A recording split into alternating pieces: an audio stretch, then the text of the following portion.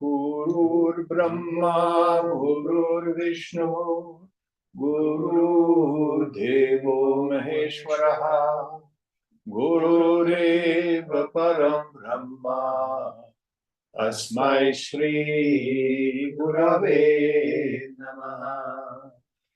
Chinmayam Vyapyat Sarvam Trailokyam Sacharacharam Tatpadam Darshitam Yena Tasmai Shri Gurave Namaha. Tvameva Mata cha Pita Tvameva Tvameva Bandhuscha Sakha Tvameva Tvameva Vidya Rapitam Tvameva Tvameva Sarvam Mama Deva Deva Tvameva Sarvam Mama Deva Deva. Jai Guru. Om Sahana Bhavatu, Sahana Bhunaktu, Sahaviryam Karavavahai, Tejasvinavadhitamastu ma vidvishavahai. Om Shanti, Shanti, Shanti.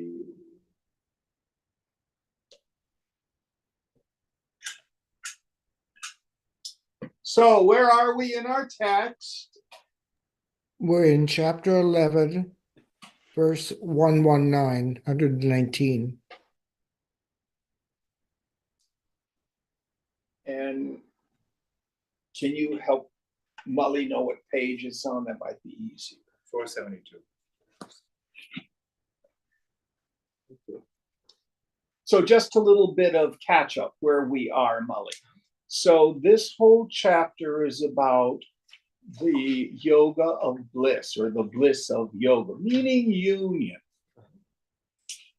And he's been talking about the 3 states of mind where we get a chance to taste the bliss of the self. The first is Vasanananda, meaning deep sleep. Everybody loves deep sleep. And what I call snooze alarm bliss is when you awaken from deep sleep, before the mind gets a chance to start agitating, you have just enough mind there to feel and acknowledge, oh, it feels so good. You know that state? Yes. No object is causing it. It is the mind freed from the triple factor. Then we have Vishayananda, the bliss of the satisfaction of a desire. Can I ask the triple factor? What is that? Knower, knowing, and know. What we go through the world. I, Jim, see the pillow and I love the pillow. You know, that kind of stuff. So the second kind, the bliss that we get with the satisfaction of desire. So the whole process, first I determine that something is dear, priya. Then I get proximate to it. I buy it, I earn it, I marry it, I seduce it, I steal it, whatever I do. Moda, I get approximate to it. Then what I call the point of pleasure, pramoda.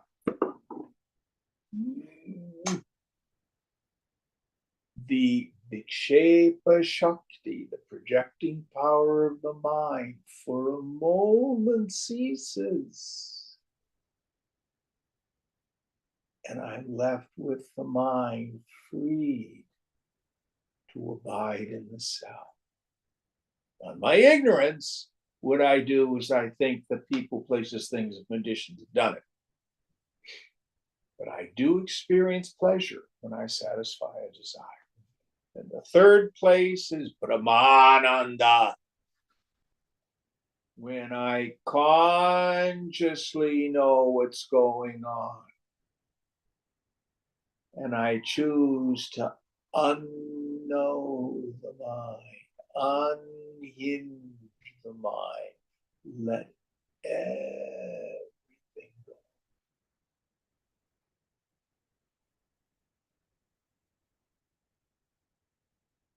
And then it reaches its ultimate culmination in samadhi, where again, there is no distinction of knower, knowing, and known, but there's also not the ignorance of deep sleep. That's kind of a summary of what we've gone through in this chapter. Next verse, please.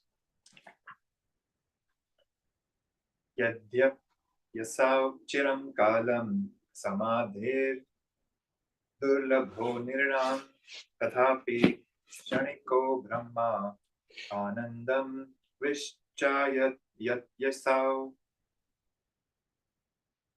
Though it is rare for men to keep their minds long in the state of absorption, still even a glimpse of it confers conviction about the bliss of Brahman.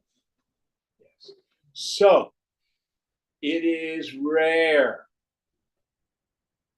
for a person to stay in the state of nirvikalpa samadhi for any length of time.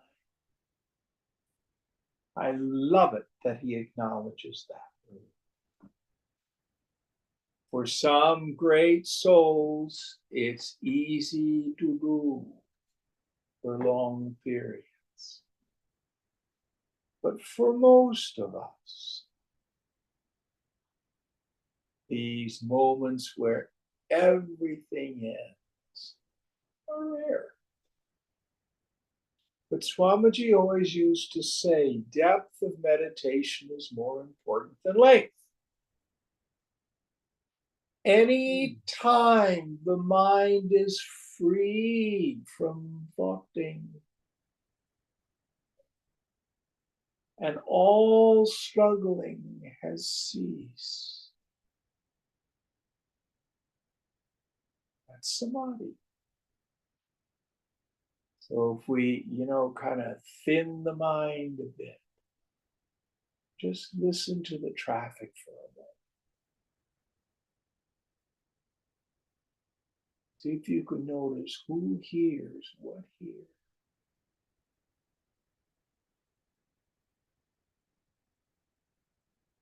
And if you get these little momentary flashes, the nature of the self, at those moments, the light's not extroverted. But if we get just a taste, and then if we just have the thinning of the mind, you don't even have to stop the mind.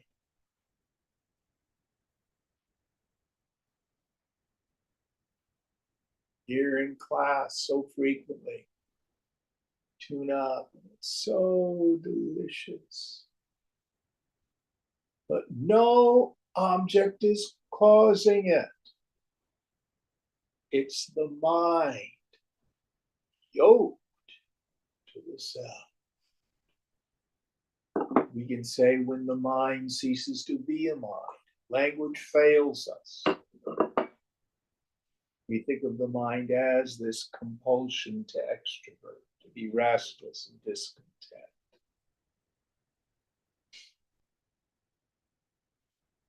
But even if just once the mind stops, first thing that's very clear is the personal sense of self is an illusion, because it's gone.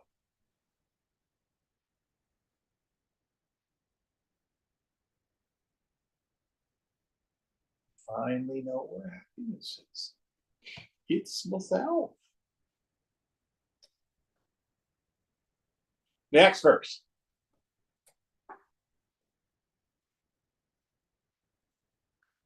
Shraddha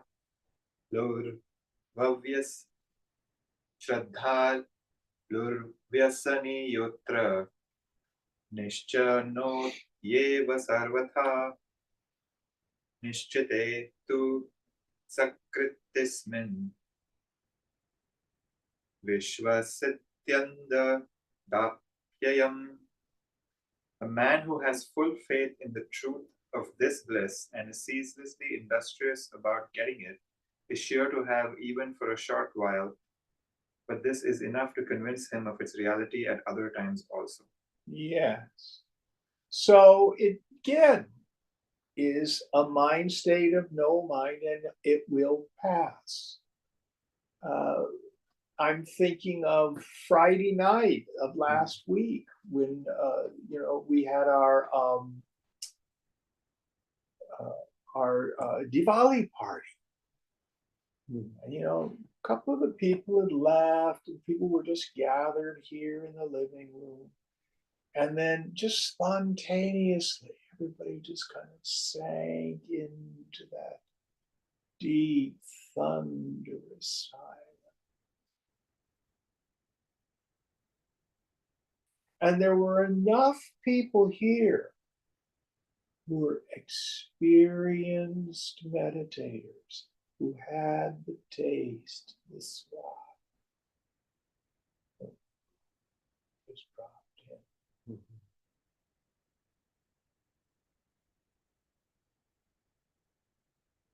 And it was only for several minutes. It wasn't that long a period of time. But these wonderful sacred moments. This is one of the great values of satsang. It's not the pravachana. That's just the current. It happens when we drop in.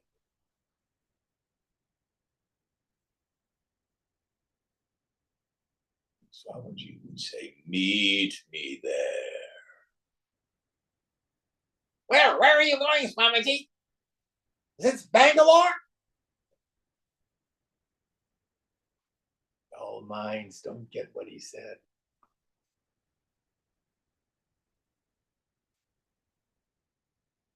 Sacred silence.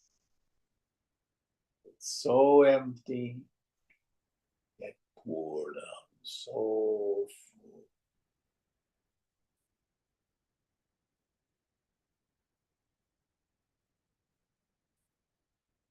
Now, I'm going to digress a little bit.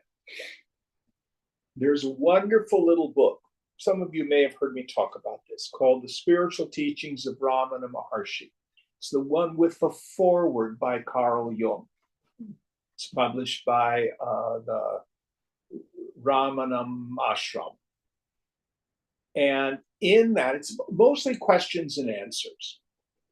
And there's one disciple who says, Bhagawan, of which of the 7 stages of knowledge does the jnani belong?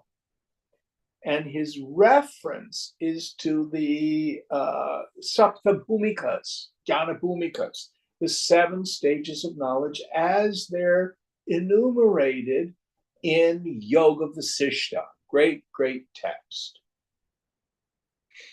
And Bhagawan's answer is very, very interesting. He says they belong to the 4th. Very clear in the scripture. It says, knowledge of the self, self-realization, 4th stage. And so then the disciple says, if that be true, then why have 3 more superior to it been enumerated by the scripture? Is this super realization? And he says, no, moksha occurs when you have the knowledge of yourself. Now, you may be a 3rd-class jnani, meaning even your knowledge is tenuous. Times when you're on retreat or in your own meditation, or you come here for class, it's very clear, aham brahmasmi, I am Brahman. You go out there in the world, you're a person again with all your suffering. like a bad dream. And then, oh, you wake up again. Well, that's right. Oh, that's just an illusion. I am Brahman. You don't have sthita prajna yet. Karmically, you may not. The mind may be extroverted to such a degree in this life, that's the best you can do. But technically, you're a jnani. You know. And you are liberated. But beyond that, second-class jnanis, these are the post-enlightenment experiences. How constant is that deep absorption in the self?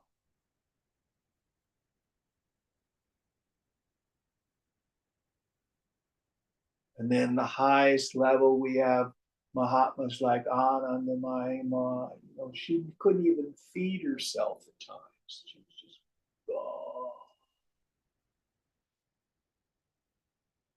mind so absorbed or lost.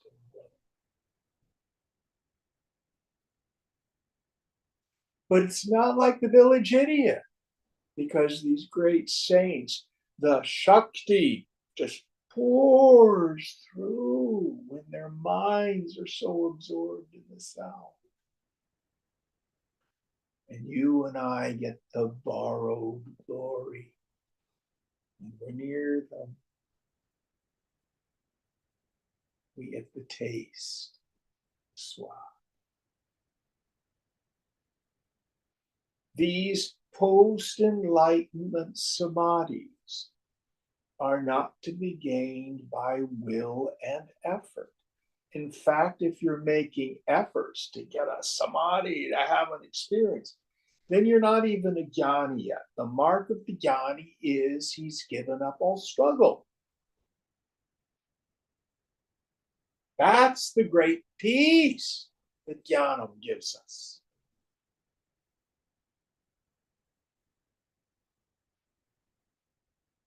But you may be inspired. It may be your worldly desire to continue to absorb the mind itself.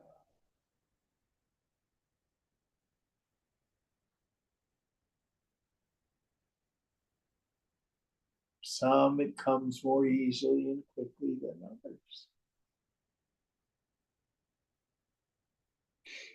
And for those great souls which are deep, deep in their absorption in the self, well, we revere them.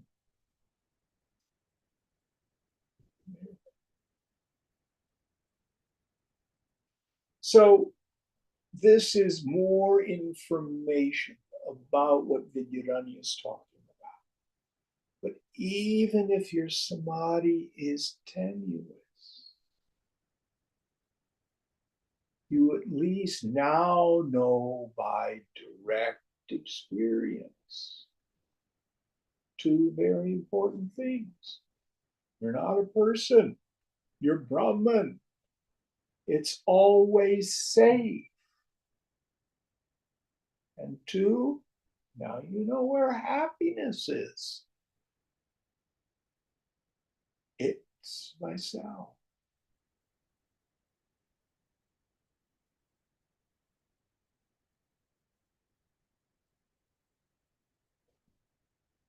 Any thoughts or questions on this? Next verse.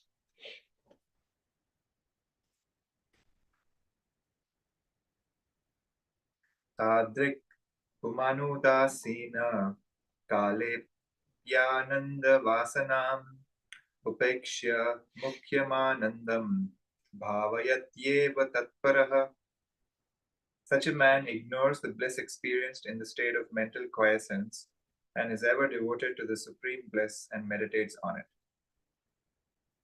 So read the first part. Such a man ignores the bliss experienced in the state of mental quiescence and is ever devoted to the supreme bliss and meditates on it. Yes. So the wise person is not content with the first two kinds of bliss, the bliss of deep sleep or the bliss of satisfying my desires. Does he sleep? Of course he sleeps. Does he enjoy things in the world? Yeah, but he basically is not concerned with it. Instead, he devotes himself. This is Parama Prema, the love of the ultimate Mahadeva, meaning the self. He's devoted to it. He worships it. Loves it.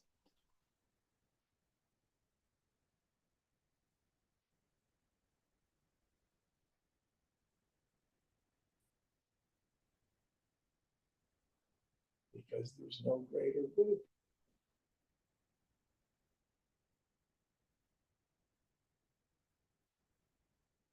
Now, such is the power of Maya. Even having studied this for years, even having meditated for hours and hours, even having tasted it.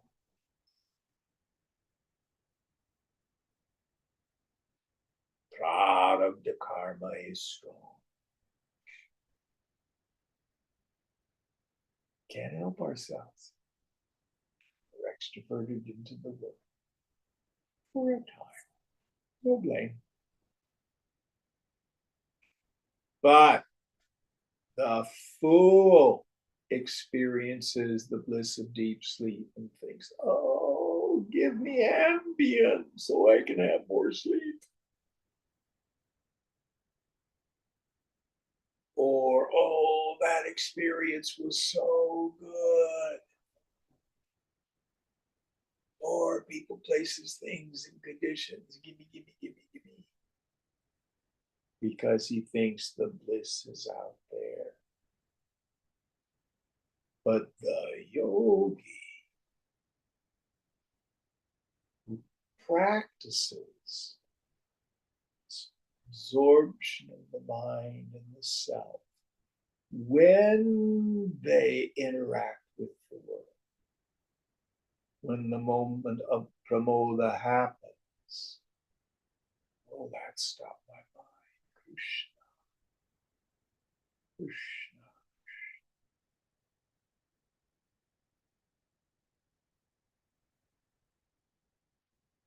There is no other joy than the bliss of the self. We'll go deeply into this in the 12th chapter when we get.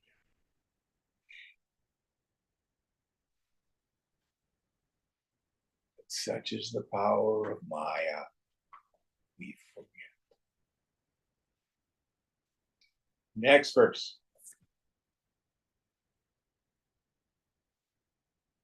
Parapya sanini nari vyakrapi grihi karmani tadevasvad yatyanta parasanga rasayanam. A woman devoted to a paramour, though engaged in household duties, will all the time be dwelling in mind on the pleasures with him.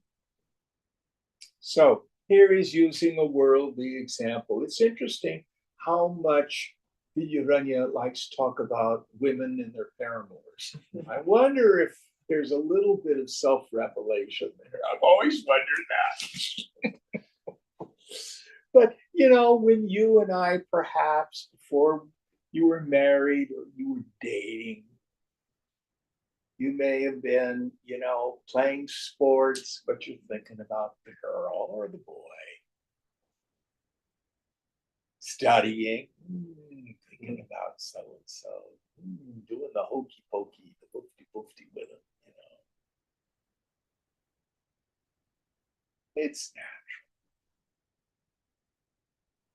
But there's a worldly example of what I call the ruthless rule of the mind.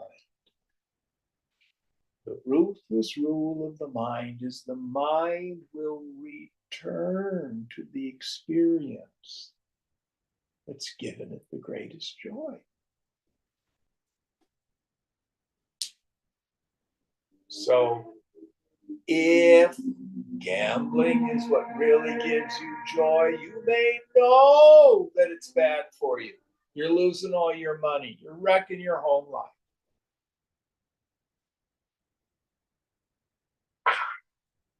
There you are, online gambling. Or on Tinder. Look at the pictures. Whatever it is, or your stock portfolio. You day trading. Or what does they call that? The cryptocurrency, when people are playing with that. They're on it all the time, buying and selling and buying and selling. Whatever's bringing you juice. It's gonna go.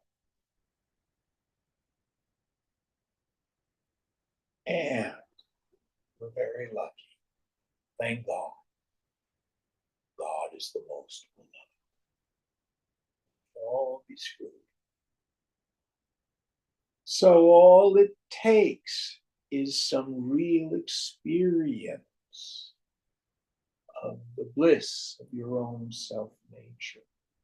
Then the same raga, the same passion that used to drive our mind into drug, sex, and rock and roll now drives our mind within.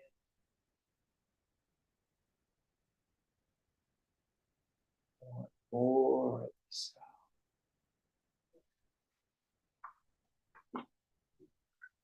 Any thoughts on this? And it's in your mind all the time.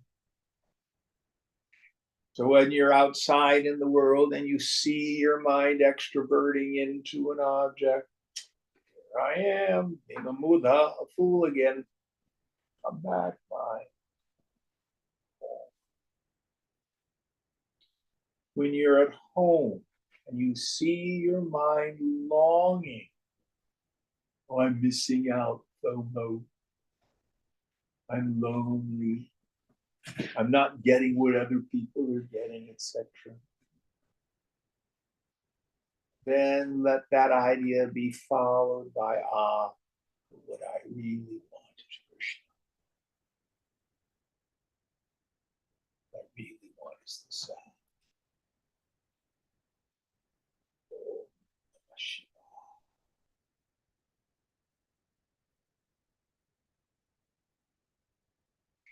Next verse.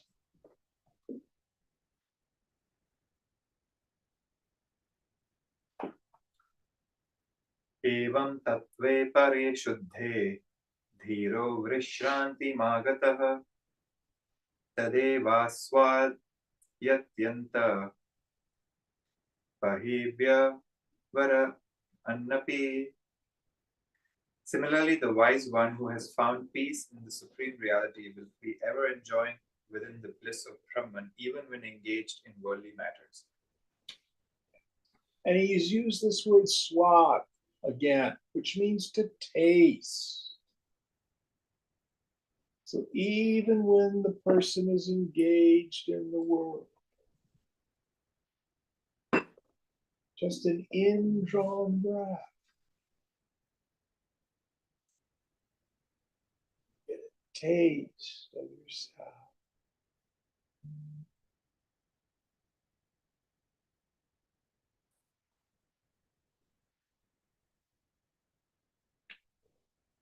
Just focusing the mind on a sensory experience, like the sound of traffic.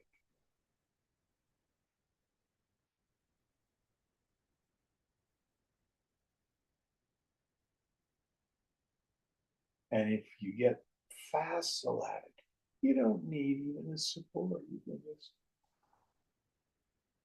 go there.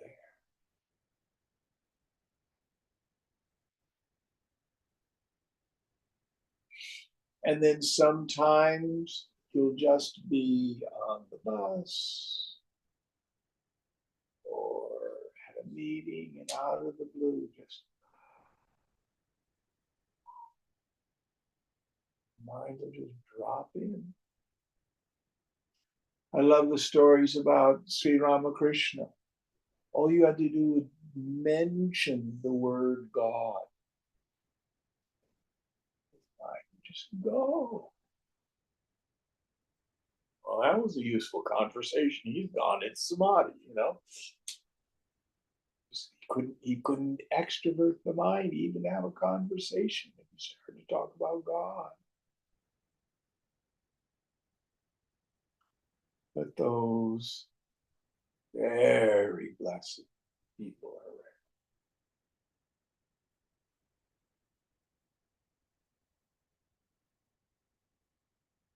Next one.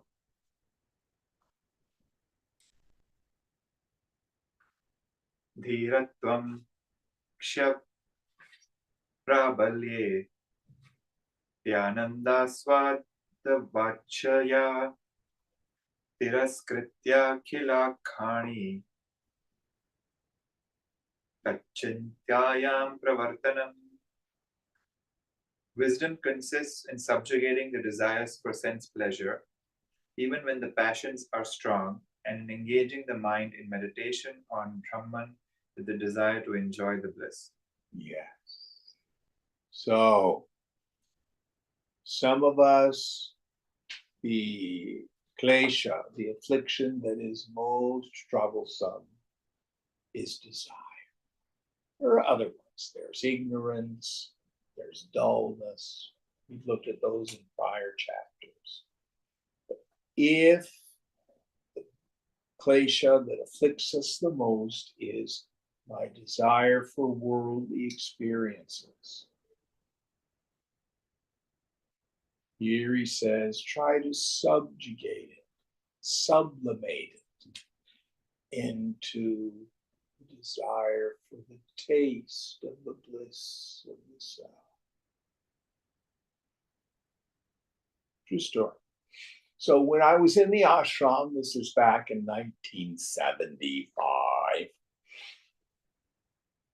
we had these two houses. The one in the Haight where I lived, we ran a catering business and a theater company. And the one out in the avenues, they ran a furniture refinishing business and an antique store. And there was this one gal, her name was Janice. And she was a smoker, she was a dancer. And Ram, the guy who was running the house out on the avenues, if you were going to smoke, he said, you have to go out on the front porch, sit down, and do nothing but smoke. You know, none of this unconscious smoking. If you're going to smoke, do nothing but smoke.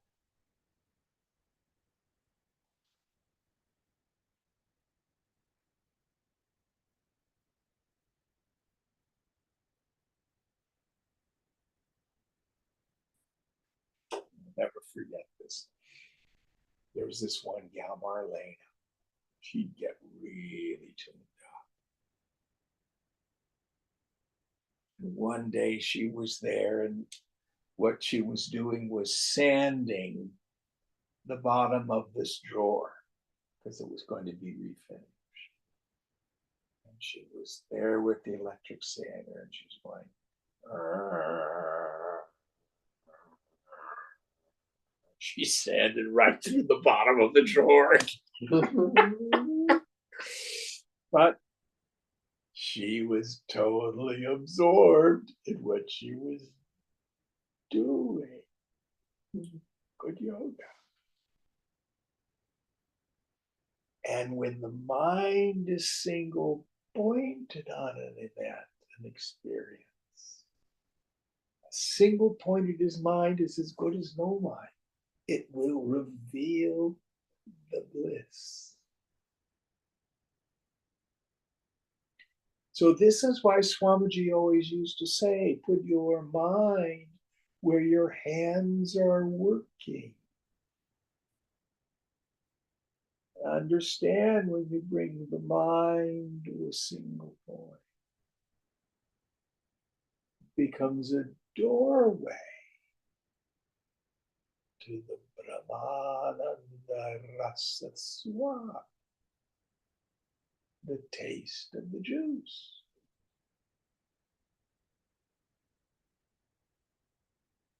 It can be working out at the gym. But many of us, when we're working out at the gym, mind's just running like crazy.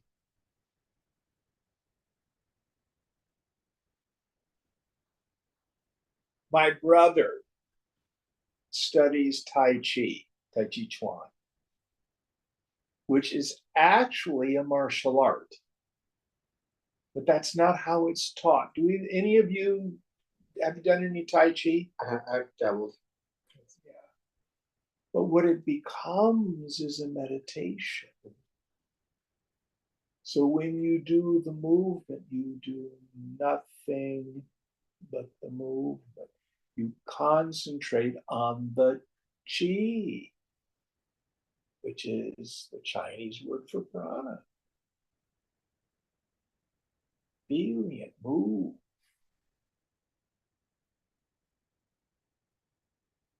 All various ways to taste the bliss of the sound.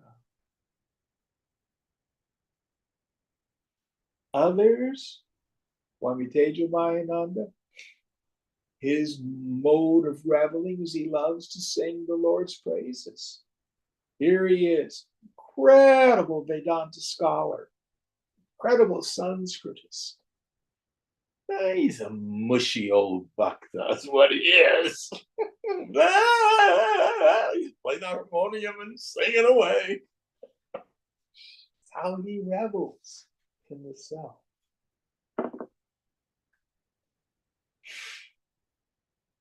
Any thoughts on this? Next verse.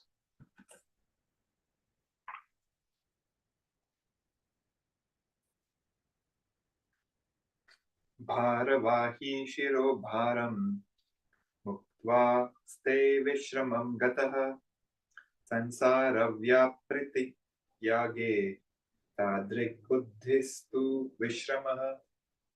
A man carrying a burden on his head feels relief when he removes the load. Similarly, a man freed from worldly entanglements feels he is in rest. Yeah. Drop the rock. Pardon me, sir. Why are you carrying that big heavy load around? Oh, because this is what I do. It's so heavy. It's so burdensome. Drop the rock. That doesn't mean to stop acting in the world. It means sport with it.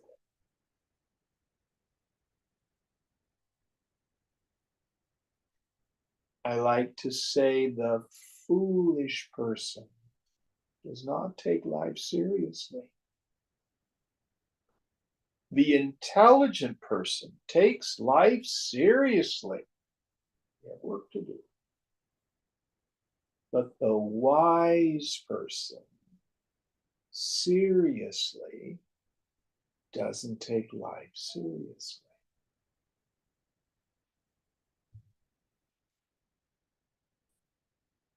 Brahma Satya. Yeah.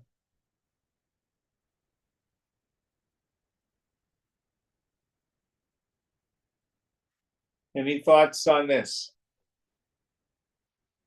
Remember, the entanglements are never out there. I was sharing with Jim earlier today that my neighbor who about how ever since Trump came into the election, won the election in 2016, he's been watching the news every day with this like fierceness to get Trump done with.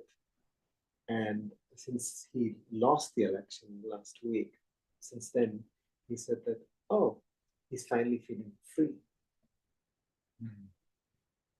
Now, Swamiji used to read the newspaper, but he did not get entangled in worldly affairs. He would read the newspaper, he had a curiosity, but primarily so he knew what it was that us students were thinking about and engaged in. He would draw his examples from the pages of the newspapers, from the lives of the people around. A good teacher does that.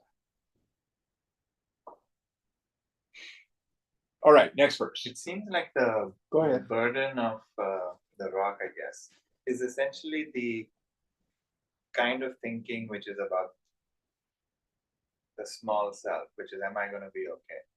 Because the other kind of thinking, which generally is operative when you're doing things, which is solving problems in the world, engaging in the world, is fine. But the second kind of thinking, which is, if I do this, then will I be okay? That is where the struggle seems to begin. I think you hit it right on the nail right on the head. So I guess if we can see the process of that pathway of thinking leading to suffering, then we would stop doing it. Good luck. I go back to my dear friend St. Paul, when his letter to the Romans, I do not do that which I would do, and I do that which I hate. Therefore it is not I that do it, but sin that is lodged in my limbs. Sin was his word for vasana.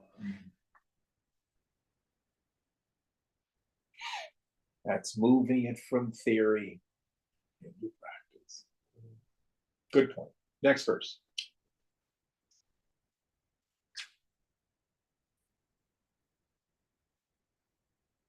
Vishrantim paramam prapta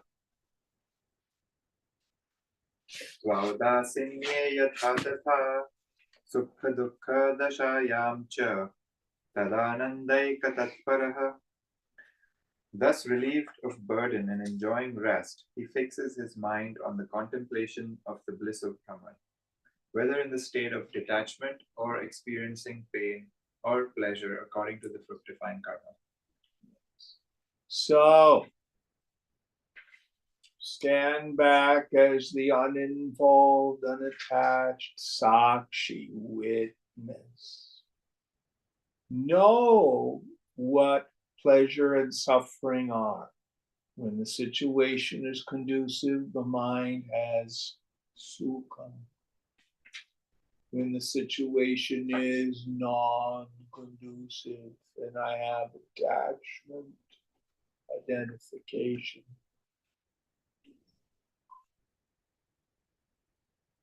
That's it. It's all just mechanics. So the yogi, understanding this, knows what's going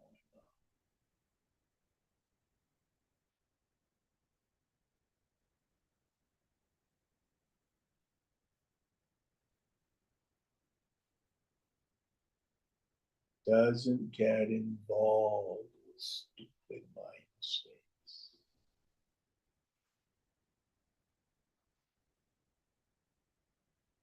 Just watches. And the body acting and the mind reacting is what here he's calling fructifying karma. The prarabdha karma, karma of this very lifetime.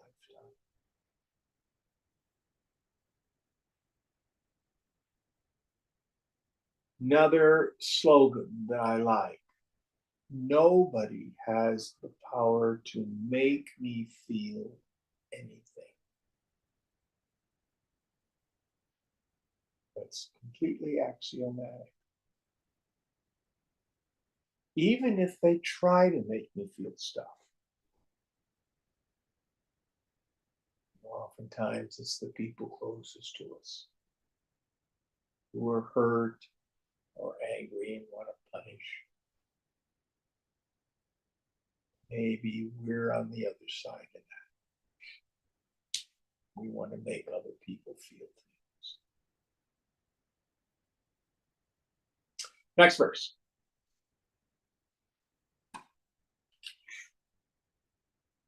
Agni pravesha he tavdhi shrinkare yadrishi tatha dhiras yodeti vishaye nusandhana virodhini.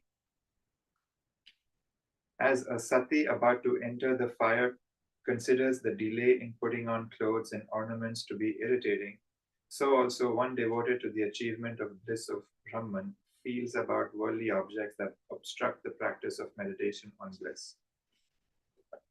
So sati is the suicidal immolation of a widow. Does this actually happen in India anymore? No. But correct me, because this is not my culture. In old-timey days, did it occur only at a particular caste, or was this common throughout the whole range of society in old-timey days? I think it was common across the week. I don't know, to be honest. So, but the stories are that it was a great dishonor for a woman to outlive her husband. And if hubby died and he was on the funeral pyre, then what she was supposed to do is put on her best sari and put on her ornaments and dive into the fire, be immolated with him, so that they would be cremated together and together again in Swarga, and then be husband and wife again in the next life. So what he's saying here is her longing to be with her husband is so intense. The issue of putting on ornaments and a fancy sari is just a bother. So here he's saying, for the yogi, for the jnani, things of this world, it's just the product of karma we have to go through.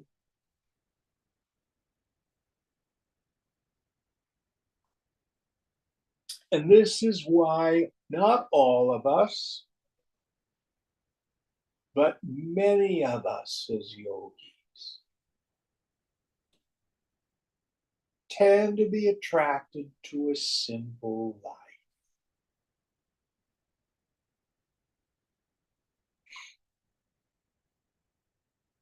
Now, some of us who are not trust fund kids or living in an ashram in India, you got to make a living. You got to pay the rent or the mortgage. But that doesn't mean we get caught up in the rat race. If it's your prarabdha to do that, knock yourself out. Many people in the world, it's all about deeper and deeper involvement and engagement. Get stuff. What is product? Prarabdha karma is the karma of this lifetime. Fructifying karma is the way he's talking about it. Does that make sense to you? Mm-hmm. Okay. But like, for example, I was talking with a student and he works for a government agency and he's got a pretty senior job. And he's now in the next level up on a temporary detail, doing a very good job.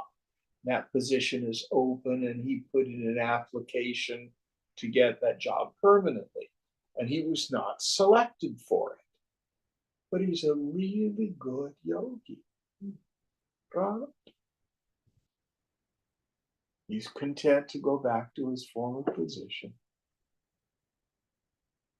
He was supposed to be there, and he approaches his job. How can I be of service? Where does the Lord want me?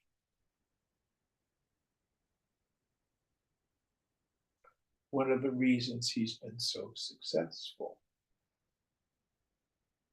is he's no drama.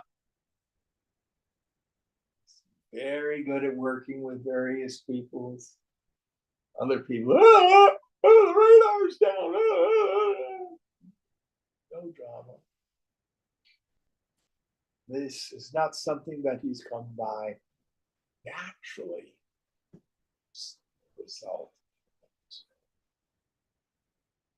Good. A lot of respect for him. So this work can also be very practical in the world. Next one. Are we almost finished with 11? Yeah, we have maybe 7 more versions. Okay.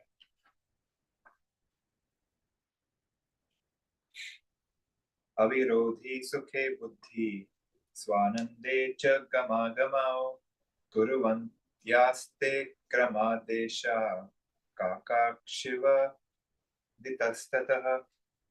The sage, looking now at the bliss of Brahman and now at such worldly objects as are not opposed to it, is like a crow that turns its eye from one side to another. Yes. So acting in the world, it's okay to enjoy the world. Here he's saying those things that are not opposed to the Dharma. So like a bird doesn't have binocular vision, the crow, so it goes, looks with this side, then it looks with this side, looks with this side. So again, the fool, where's my little stone? Goes after the object of the senses, and when desire and object of desire become one.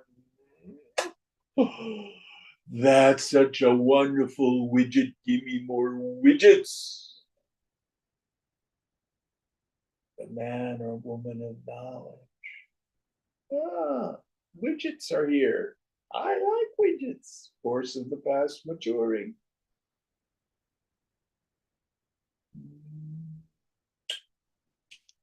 Krishna, Krishna, that really stopped my mind this time.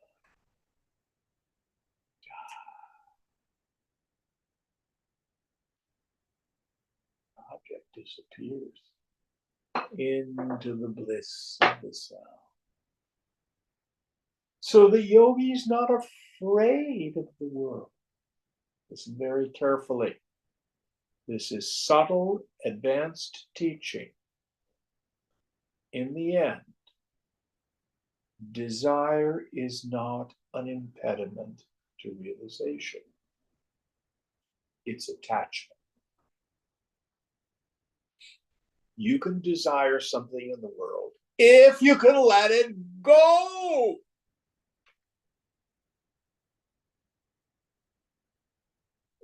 If you're attached, that's wrong. Does that make sense?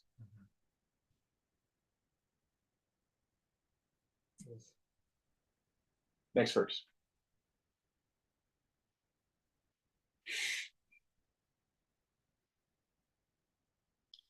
Ekaiva drishtikakasya vamadakshina-netrayoh yatyayat yevamanandya vayetatva vidomatihi.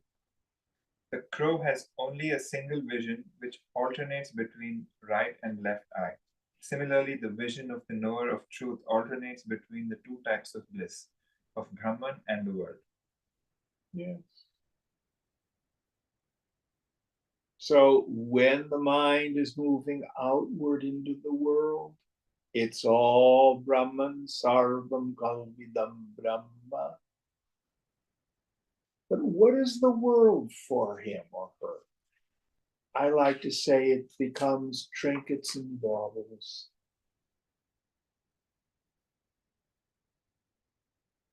Nothing to be upset about or attached to or annoyed with. Is there bliss, joy in the objects of the senses? No, we just use them as a medium. And then at other times, the mind absorbs itself into the self, independent of the objects of the world.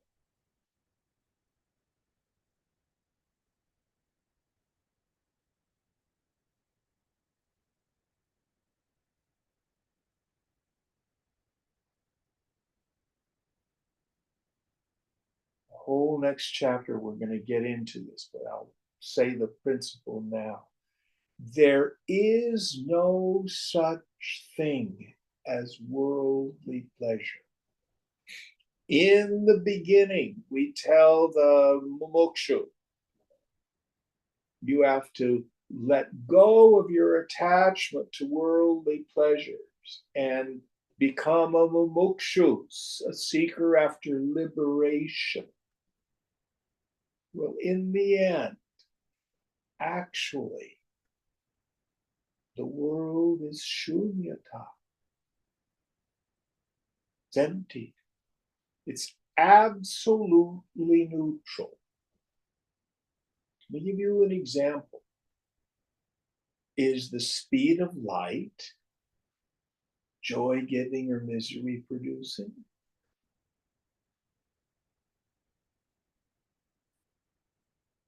Is the height of a wave joy-giving or misery-producing? Are the principles of gravity or space-time joy-giving or misery-producing? They just are. This is Ishvara Sankalpa.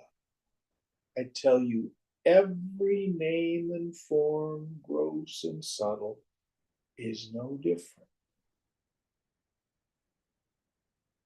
But if I think a person, place, thing, or situation is either joy-giving, misery-producing, of course, the vast majority of them I don't give a shit about. That's my mind. That's all it is.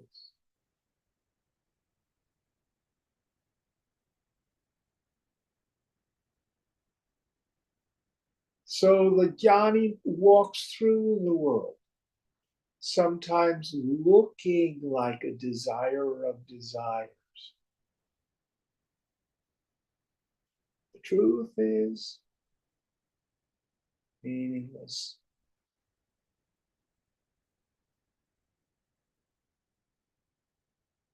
Just walking through it.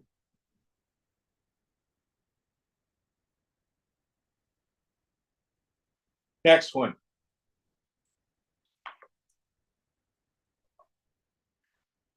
Bhunjane Vashayanandam Brahmanandam Tatatvavid Dvibhasha Vignavadvishya Vibhavlokika Vaidikau.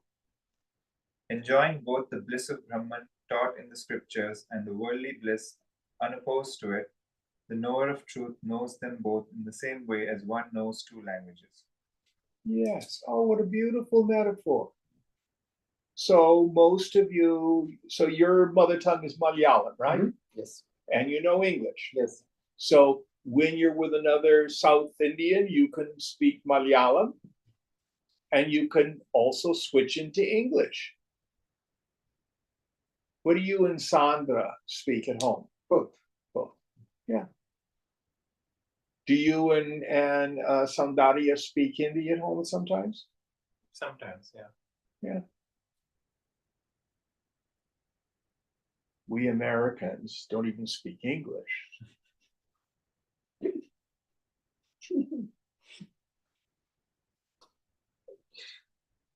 Monoglots, most of us. But that's his idea. So for the man of wisdom or the woman of wisdom, there's no difference between worldly pleasure and spiritual bliss. They are the same. Now, be careful. If you give up this regular practice, dropping the world and having this non-mediated experience, and instead just go for the world and the bliss there, what will happen? You will not lose your knowledge about yourself as Sat existence. You will not lose your awareness of yourself as Chit consciousness. But if your mind starts entangling with the world and subtle attachments start to happen, your bliss will fade. If you're not careful, this is the road to becoming a fallen yogi. And we have examples of that in our modern world. I won't go into them.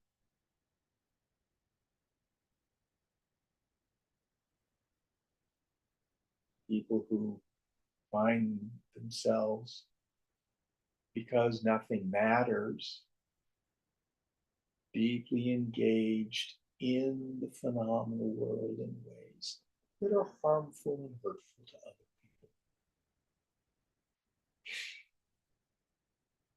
Usually it's around sex.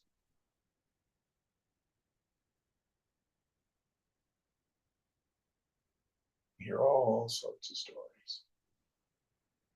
Swamis ending up, getting tossed out of institutions because of inappropriate behavior. Doesn't touch their knowledge. It causes a lot of heartache. All right, next one. Dukkha praptau na chodvego yatha purvam yato vitrik ganga magnardhakayasya punsa shitoshna dhiryatha. When the knower experiences sufferings, he is not disturbed by them as he would have been before. Just as a man half immersed in the cool waters of the Ganges feels both heat of the sun and the coolness of the water, so he feels the misery of the world and the bliss of Brahman at the same time. Yes, so he's drawing an image directly from Yoga Vasishta. So the ordinary person is like the fellow in the hot season standing on the riverbank who's roasted from head to foot. But the jnani in the world is shitala, cool, from the chest down. Head and shoulders are still roasted. So sometimes we may see the jnani get angry, get disappointed, but it's not like it was before. So my advice here is don't get fixated on the behavior of the Guru. There's nothing to be gained by it. Swamiji always used to say, if you cannot see who I am, then treat me as a mouthpiece of the scriptures. Do not get involved with my personality.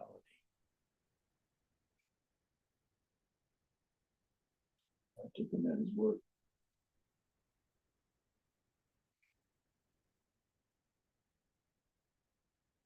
Otherwise, you may get confused.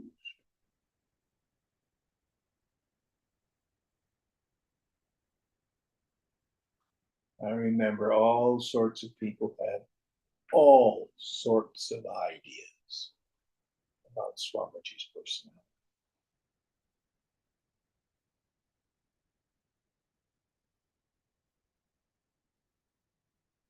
There was nothing there.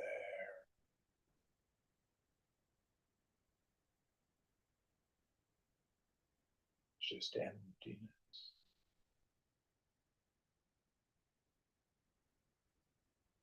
All right, one more and then we'll quit.